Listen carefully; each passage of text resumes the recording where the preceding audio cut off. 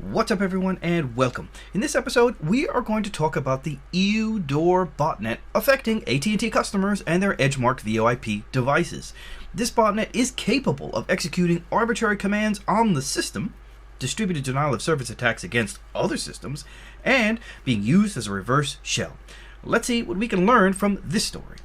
Oh, drat these computers. They're so naughty and so complex. I could pinch them.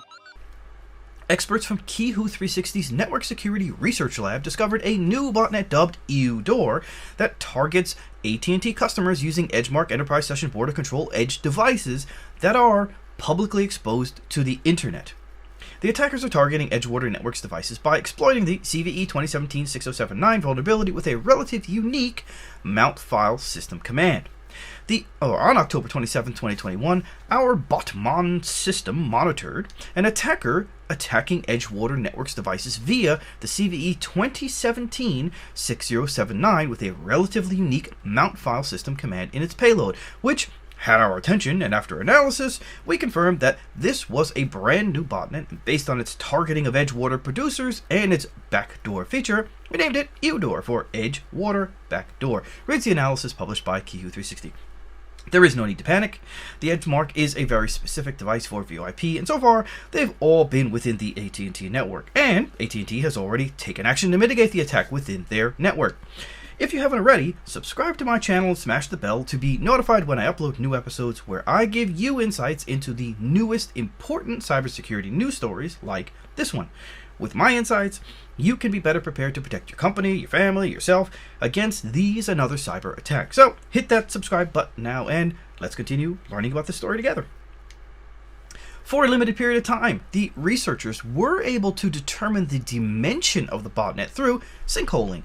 The experts noticed that the EwDoor used a backup mechanism for its command and control system and registered a backup command and control domain iuno.se to analyze the connections from the infected devices.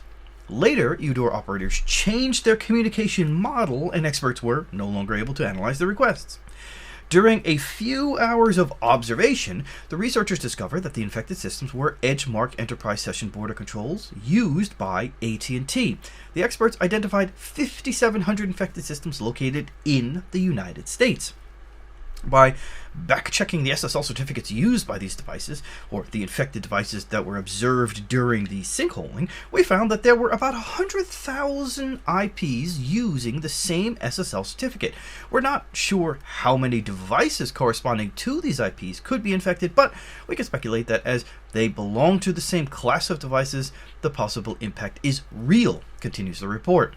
Researchers have identified 3 versions of the malware. The bot was mainly used to launch distributed denial of service attacks and to establish a backdoor on the infected devices to gather sensitive information such as call logs. The botnet supports the following functions: self-updating, port scanning, file management, distributed denial of service attack, reverse shell executing arbitrary commands.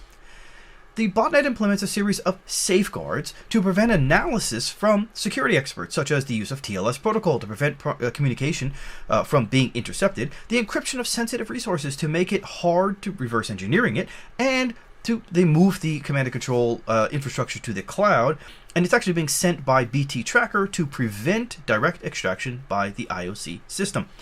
Modifying the ABI flags PHD in ELF to counter Qihoo user and some high kernel versions of the Linux sandbox, this is a relatively rare countermeasure, which shows that the author of EwDoor is very familiar with the Linux kernel, Qihoo, and Edgewater devices, continues the report.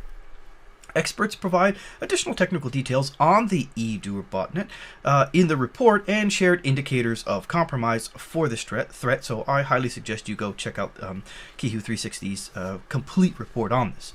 So what can we learn? Now, the fact that this is an old exploit from apparently 2017 shows how far even massive companies like AT&T need to go to top up their cybersecurity protocols, as well as their customers that may actually manage these devices themselves. Now, many companies focus primarily on the outer perimeter, thinking, if I block them at the door, then I don't need to lock anything inside my digital house. Meaning, if systems inside the network are not up to date, it's fine because we are superheroes and can block everyone at the firewall. The problem with the strategy, besides the fact that it really works, is that absolutely no system on the planet, or no infrastructure on the planet, has just one door. What if your infrastructure has 10, 100, or 1,000 ports or doors, and you have to constantly monitor the door, its locks, and the people coming and going? So make sure that in your cybersecurity plan, you treat inside threats and subsequent mitigation steps just as importantly as external threats.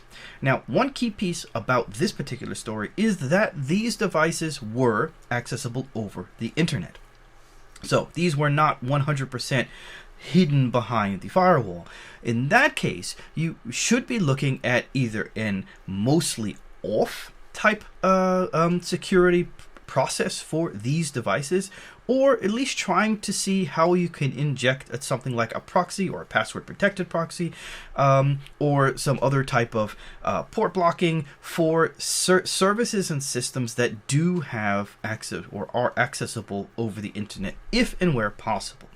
With that, I say thanks again for watching. Don't forget to share and subscribe if you haven't already, and smash the bell if you haven't already, and I'll see you on the next episode. Take care. Don't forget to ride. Farewell.